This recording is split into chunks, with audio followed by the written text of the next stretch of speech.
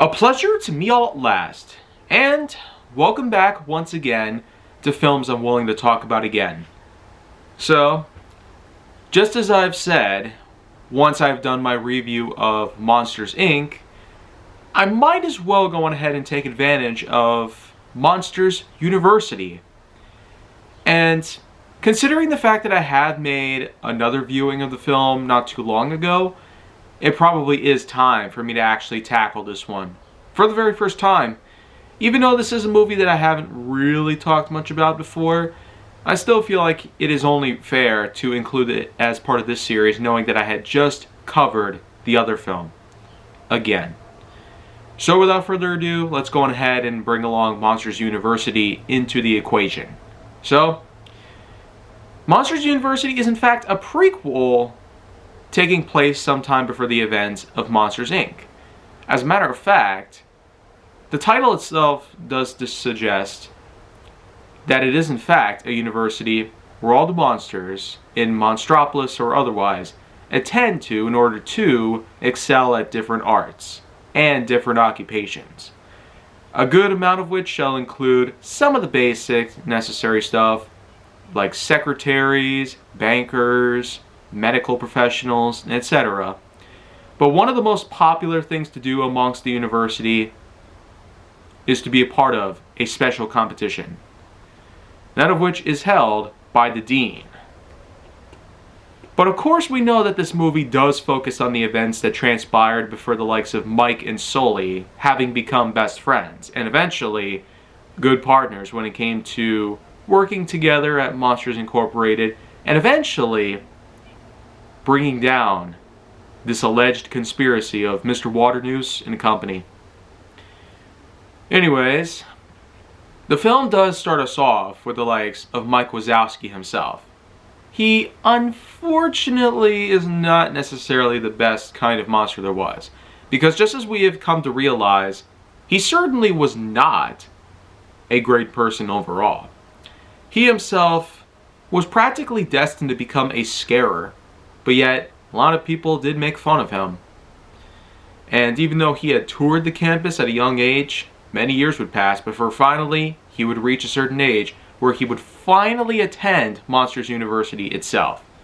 His first day as a freshman was, of course, not off to a great start, but he did in fact get acquainted with some people around the university itself. Once he got to his bedroom, he in fact encountered his roommate, which just so happened to be James Sullivan himself. Yeah. Now, Sullivan was kind of more extrovert material than being more warmed up to Mike, but I guess you could say he was such a powerful social creature at the time, long before he eventually accumulated the likes of having some high intelligence, as well as the knowledge of boundaries between different people. Yet Sullivan, much like Mike, was in fact determined to make it through a few years of college in order to, in fact, excel in the art of scaring. And Sullivan definitely was more appropriate for being a scarer compared to Mike. By all means, though, a lot of things would take place. They would attend some classes, they would get to learn about different things from their many teachers and professionals. However, things unfortunately don't go off so well. Maybe not all well by any means. Because as we know, there are some other people involved. There's Randall Boggs, who Mike has also known for a while. And unlike with the other movie, in the prequel here, it is highlighted that Boggs and Mike have had a really good relationship with each other, even a while before Sullivan came around. But I guess one could say that leading up into the events of Monsters, Inc., Boggs himself was certainly more of a friendly type in comparison to how he turned out to be later on. Obsessed, greedy, and rather determined to take down his arch rival. So, long before all that happened, of course, we have Monsters University giving us the idea that Randall and Sullivan would probably lead up to a good relationship, but when it came down to the competition, for instance, as unfortunate as it sounds, Mike and Sullivan do get into a bit of trouble. However, a proposition is made in which the dean is convinced that they should in fact participate in the upcoming competition. This competition is in fact centered on various challenges that the monsters have to take a hold of. A series of teams band together in order to, in fact, excel in different skill sets and many different tactics. And should they pass, well, they conclusified that they would not get in trouble.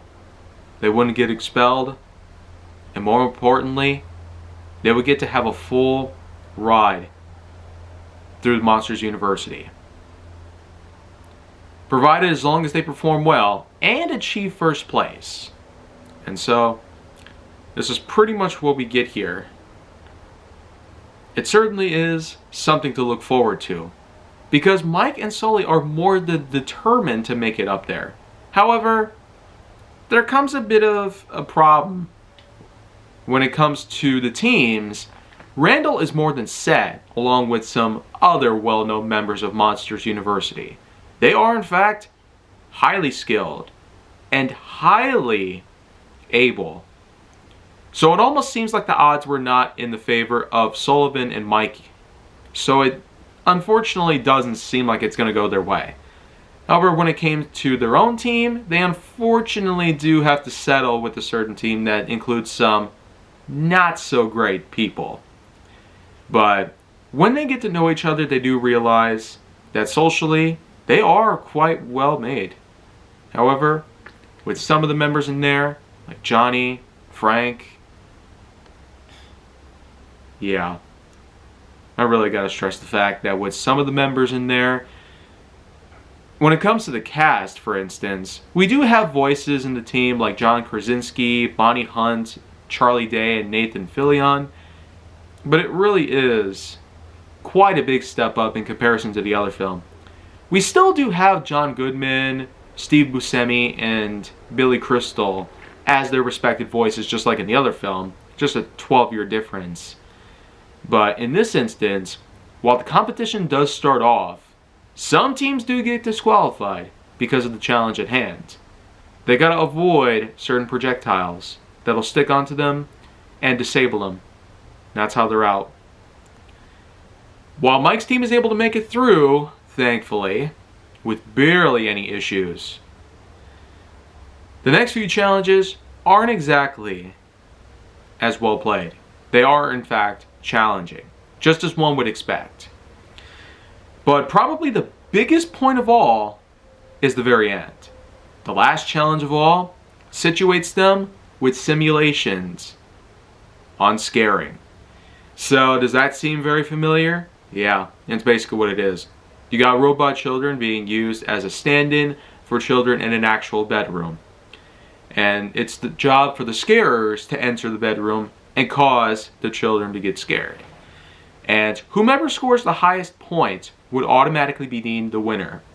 While Boggs' team and Mike's team are basically neck and neck, practically rivaling each other in different ways. Like I've said before, it seemed like that with Boggs' own members at hand, including some of the best jocks that the university had to offer at the time, Mike definitely felt slumped. But as long as Sullivan and the others kept him around, it became quite clear that he actually was more than capable. In fact, so much so that what would happen eventually is that it becomes so neck and neck, and only between the likes of two monsters, Mike didn't feel like he was able to do it. Surprise, surprise, though, once he makes his scare, he actually wins.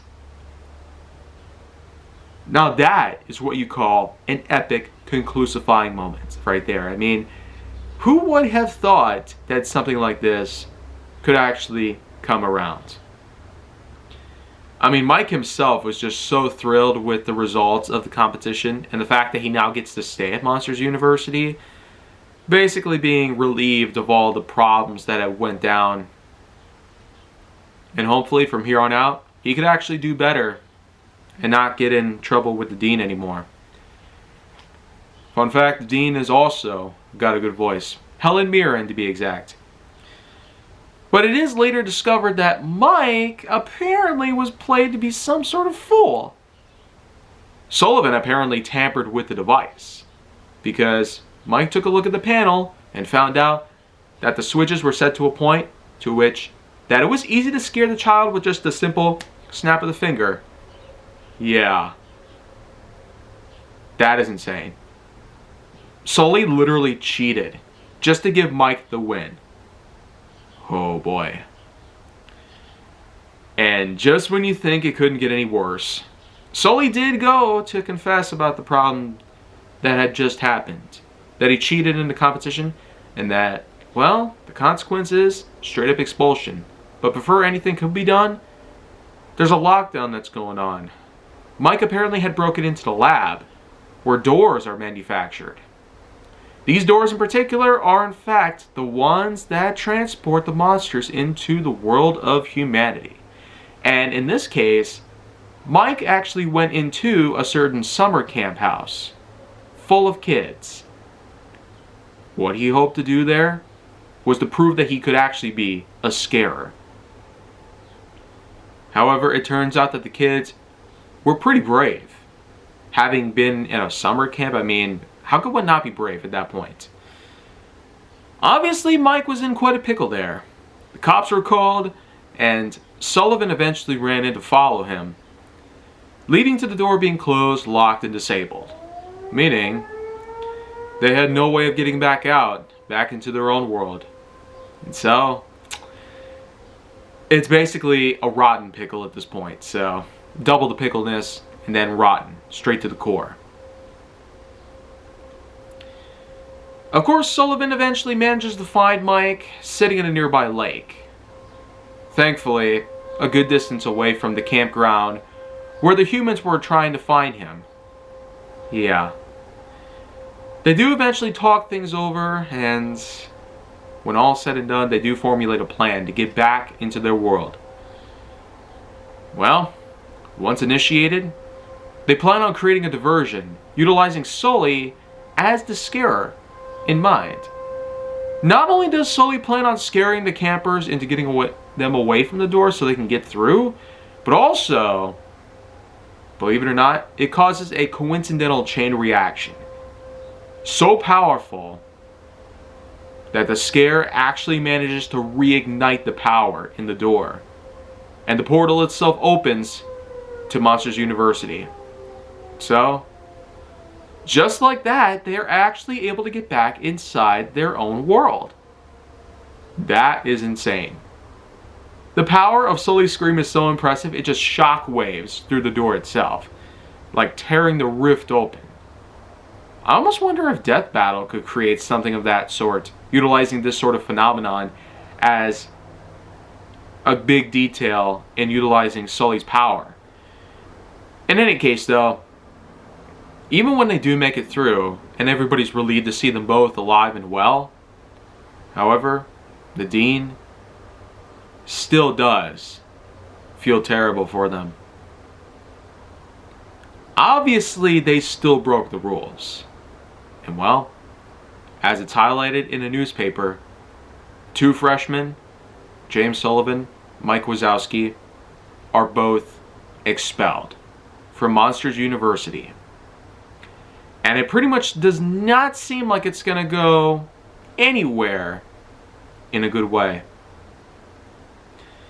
However, it eventually came to be that a certain job would come around. You see, because there was a certain help wanted advertisement that came around. Sully and Mike eventually do make the agreement to venture out to Monstropolis and to snag themselves a job. At first they would sort out papers, do some janitorial work, work in the mailroom, etc. But after some time passes, the both of them would grow older to the point where we truly recognize them from the first film. And right then and there, we have ourselves the moments where Monsters, Inc. eventually kick off.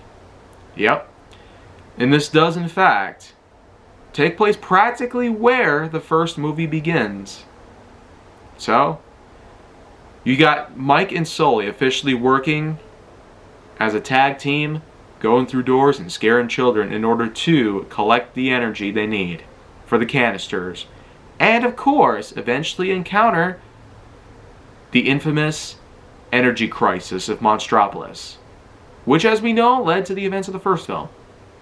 Yep. That, of course, is Monsters University. With all the things that are put into play here, the unique challenges that are set in place, especially when certain issues take place, and the dean puts them through an ultimatum, having them expelled unless they get the competition together and succeed in it. Even though they do so, it practically came at a cost or two. And it definitely goes to show some risks are indeed not worth taking. However, sometimes there is that light at the end of the tunnel, or even that silver lining in the cloud above you. Much like Stuart Little 2, there always is another way to progress through life itself. Not everything requires a collegiate degree, just to make a good living. And as you can see here, having 5 different jobs of my own, and also living in a somewhat big house, I myself could just go into detail on all that stuff, but that'd be a little too easy by any means. So in terms of Monsters University scoring, I'm more than willing to give it a good one because of how well it succeeds in multiple different ways. I mean, it's just for the fact that you got a nice big cast, another unique soundtrack, and of course, the many settings that happened before the events of the first film that it in fact predates. With that in mind, let's go ahead and give Monsters University an 8.1 out of 10.1. So while it's not necessarily the best way to put things together in a prequel storyline, it still is an impressive product for the year of 2013. And much like when I have talked about other movies that came around during that time, Monsters University was still something to aspire from. And I feel like that is enough to conclude this review of yet another prequel related movie. Maybe someday there will be other movies with prequels, sequels, or anything like that that came out many years after the original. And I'm sure to say that the rule of me including them as part of films I'm willing to talk about again, whenever I talk about these movies again, could probably stick around. You know? Because even if I hadn't seen them before, I might as well make it a task to have these other films put together, just so I at least have the tendency to finish any kind of business before it's left unfinished. And so, if you want to see more, go down on my channel. Make sure to like, subscribe, comment, follow me wherever you can find me, and stay on the Hollywood side for more.